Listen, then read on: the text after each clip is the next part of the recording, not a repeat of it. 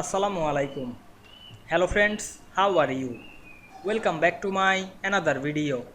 In this video, I am going to show you how to add bottom double borders in Microsoft Excel. Let's get started. At first, you have to open your Excel workbook. Now we can see here many data. Now we want to add the bottom double border. At first, select your data sheet, click and drag on our mouse. Then go to the home menu. Select the borders drop down menu. We can see here many border. Now I am select the bottom double border.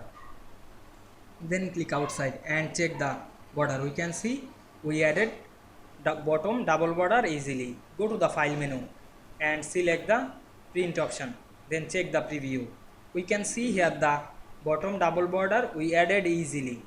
I hope you enjoyed my video. Please like, comment, share and subscribe my channel. Thanks for watching.